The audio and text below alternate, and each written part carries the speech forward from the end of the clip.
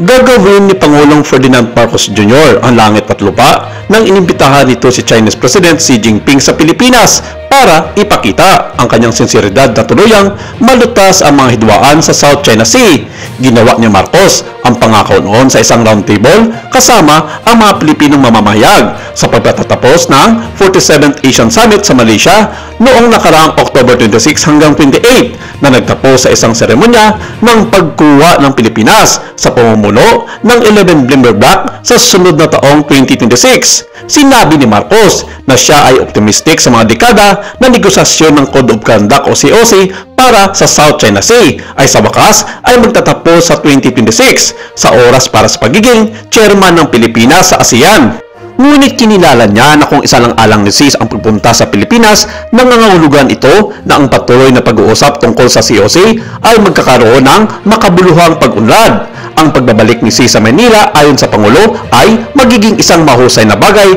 para sa katatagan ng buong South China Sea, kabilang na ang West Philippine Sea. Ginamit ni Pangulong Marcos ang mga pagpupulong ng ASEAN upang tawagan ang mga miyembro nito at ang China na magkaroon ng konsensus sa susunod na taon para sa isang epektibo at mahalagang COC. Sa 28th Asian-China Summit noong Martes, sinabi ni Marcos na ang COC na pagtibayin ay dapat na naaayon sa internasyonal na batas, partikular ang 1982 UNCLOS o United Nations Convention on the Law of the Sea ay hindi nakakabawas sa mga karapatan at interes ng mga ikatlong partido at maaaring epektibong pamalaan ang pag-uugali ng mga partido sa dagat. Nang tanungin kung gaano siya kakumpiyansa sa pagtupad ng 2026 na deadline para magpagtibay ng isang liga ng biiran ng COC, kaswal na sinagot ni Marcos na siya ay isang optimistic at heart. Kung hindi matuloy ang COC, gagawa si Marcos na ibang paraan para matugunan ang isyu sa South China Sea. Ayon pa kay Marcos, patuloy siyang maghanap ng mga paraan upang muling